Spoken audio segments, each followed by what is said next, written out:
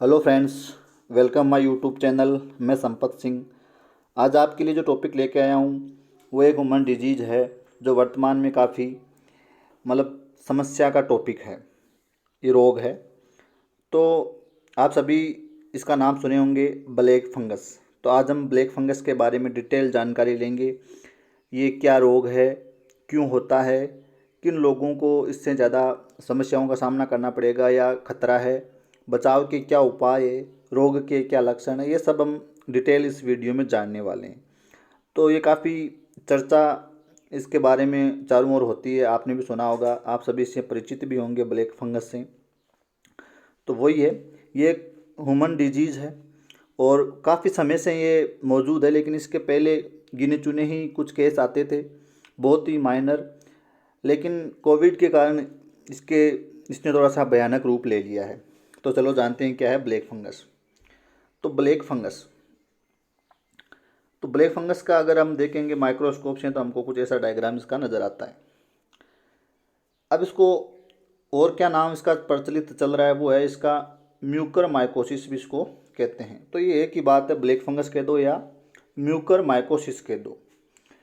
अब fungus fungus यानी फफूंद होता है, फफूंद कह दो या कवक कह दो आप, या फंजाई कह दो, फंगस कह दो, फंजाई कह दो, या फफूंद कह दो या कवक कह दो, ये एक ही है।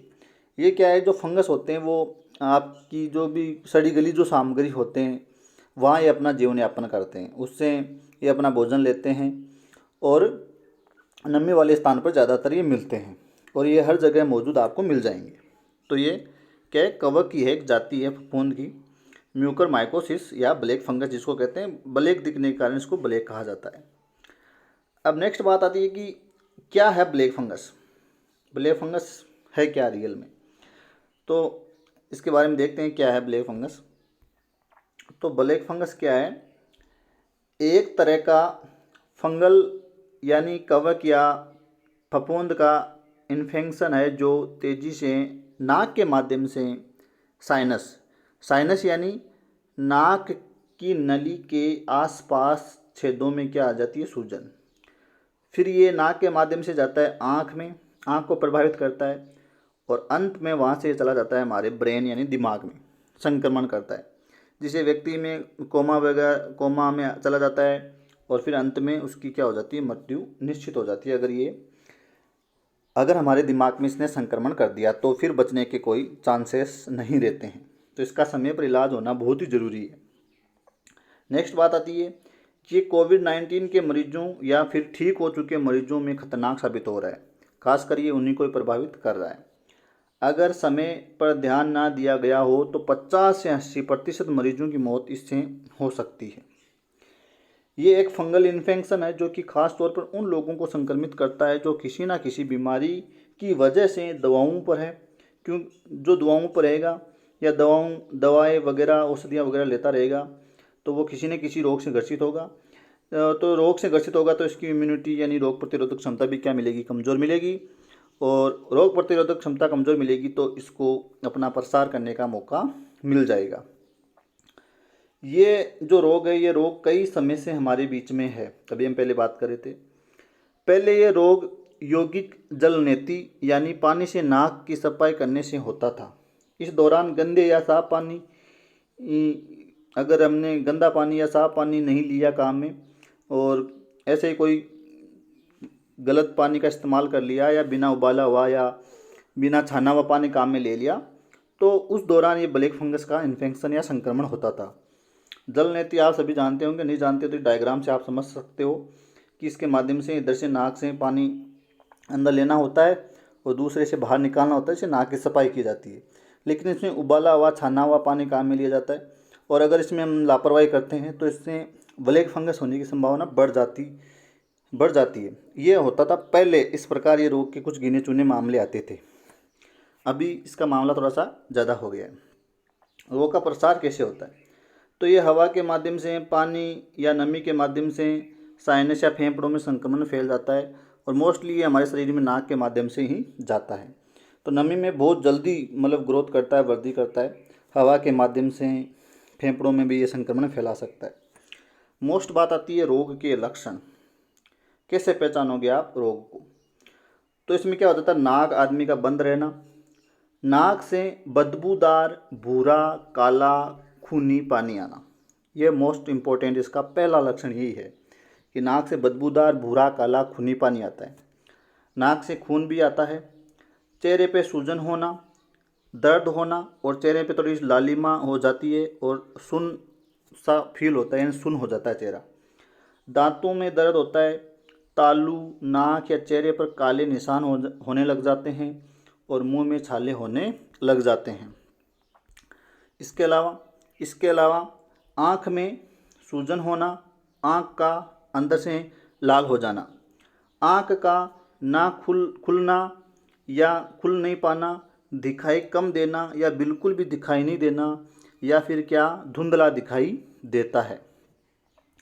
नेक्स्ट, नाक की ऊपरी परत पर पपड़ी जमना, नाक की स्किन का काली पड़ जाना, मेंटल कन्फ्यूजन होना, गाल की हड्डी में दर्द होना, नाक व तालू के ऊपर कालापन आ जाना। इसके अलावा दांतों में ढीलापन लगना, ये इसके मुख्य लक्षण हैं। इनके अलावा जो कोरोना संक्रमित है इनमें फेफड़े खराब हो जाते हैं, सांस लेने में क्या होती है, दिक्कत होती है और सीने में क्या रहता है, दर्द रहता है और फेफड़ों में पानी भरने की समस्या ज़्यादा होने लग जाती है। तो कोरोना संक्रमित में ये कुछ एक्स्ट्रा लक्षण भी दिखाई देते हैं। साथ ही बुखार है, सिर दर्द है, खांसी है, खून की उल्टियाँ व मानसिक बीमारी जैसे मेंटल कन्फ्यूजन नज़र आते हैं।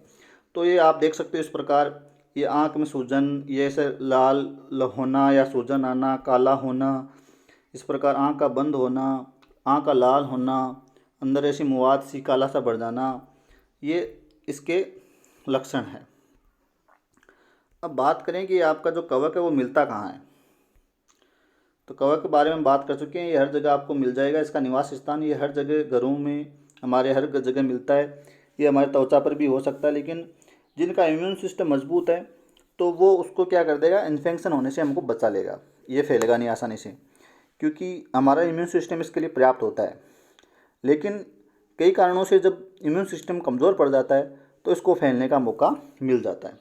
तो ये खासकर आसपास हर जगह पाया जाता है, खासकर सड़ी गली सामग्री में ये पाया जाता है। गीली मिट्टी है, जानवरों का गोबर है, रोटी है, ब्रेड है, सड़ी गली लकड़ी है, पौधे की सड़ी गली सामग्री है, खाद है, सड़े गले फल सब्जियां, नमी जहाँ मिलती है वहाँ आपके फफूंद कवक ये जो है वो पनपते हैं, अपना भोजन करते हैं, निवास करते हैं, मरते हैं, ऐसा चलता रहता है।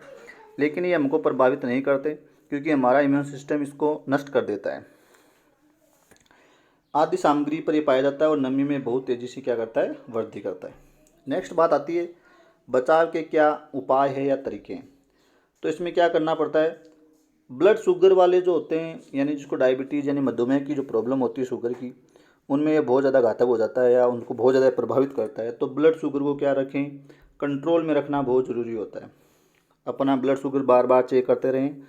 जो कोविड के जो रोगी है उनको मतलब रोग से मुक्ति मिलने के बाद भी ब्लड शुगर जो लेवल है उसको चेक करते रहना चाहिए। मास्क का उचित प्रयोग करें ताकि नाक के माध्यम से एंट्री ना कर सके। डॉक्टर के निर्देशानुसार कोविड के इलाज में स्टेरॉइड का उचित उपयोग होना चाहिए, अनावश्यक उपयोग नहीं होना चाहिए। और ऑक्सीजन ह्यूमिडिफायर में साफ पानी का उपयोग करें और पानी प्रतिदिन बदलते रहें। तो ऑक्सीजन ह्यूमिडिफायर का ही क्या होता है ये मैं आपको एक बार डायग्राम से दिखा देता हूँ। ये है ऑक्सीजन ह्यूमिडिफायर। ऑक्सीजन ह्यूमिडिफायर ये होता है, कौन सा, ये वाला, ये इसमें क्या पानी होता है, तो ये पानी गंदा हो जाता है या इसको बदला नहीं जाता है तो इससे संक्रमण होने का खतरा बढ़ जाता है।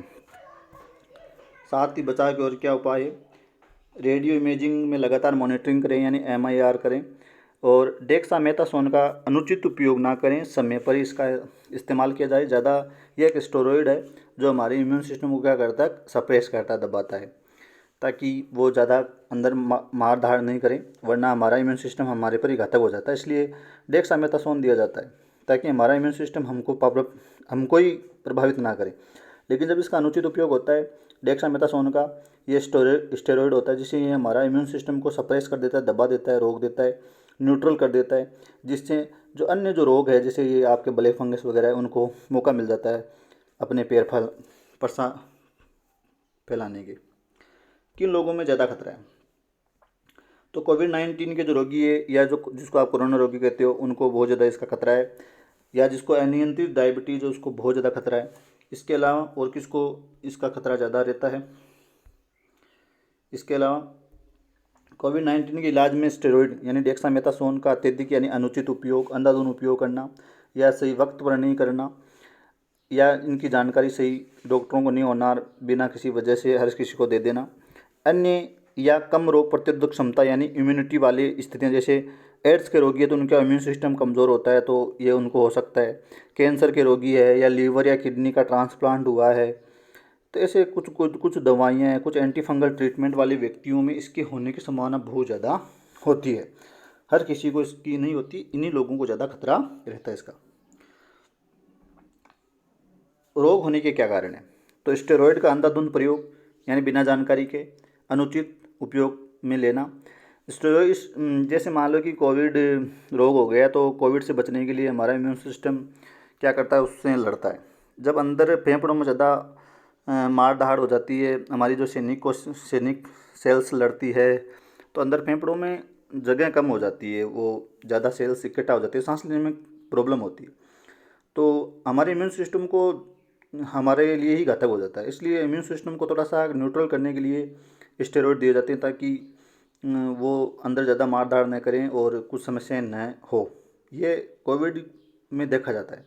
लेकिन जब अनुचित समय पर या अंधाधुंध स्टेरॉइड का प्रयोग कर दिया जाता है, तो हमारा इम्यून सिस्टम जो है वो न्यूट्रल हो जाता है, जिससे अन्य जो रोग होते हैं, अन्य जो जैसे बैक्टीरिया है, फंगस है या जो भी है, उनको मौका मिल जाता है हमारे ऊपर आक्रमण करने का। तो अंधाधुंध उनका प्रयोग नहीं होना चाहिए, एक समय से एक उचित हिसाब से होना चाहिए। ये क्या करते हैं, इम्यूनो सप्रेशन करते हैं, यानी इम्यून सिस्टम को न्यूट्रल कर देते हैं। मरीजों को लंबे समय तक गंदी ऑक्सीजन देना, जो लोग आईसीयू में लंबे समय तक रहते हैं और जो ट्रांसप्लांट किया गया है कोई अंग का, कैंसर का मरीज है, अनियंत्रित डायबिटीज़ यानी मधुमेह शुगर की जिसको प्रॉब्लम आप कहते हो, तो ये सब इनके कारण हो सकते हैं। तो इसके बारे में हमने जान लिया है। तो ब्लैक फंगस से घबराना नहीं है, सजग रहना है, सावधानियाँ अपनानी है। तो ये आप समझ सकते हो। इसके लक्षण में देखो, आप ऐसे नाक के आसपास का एरिया कुछ ऐसा प्रभावित होता है, गाल है, अंदर का मुंह है, तालू है, ये आपके इस प्रकार उसमें प्रभावित होते हैं। ये वही बातें हैं जो हमने पीछे की है, ये शॉर्ट में सारा डायग्राम के माध्यम से बताया गया है। तो ये था आपका ब्लैक फंगस। धन्यवाद।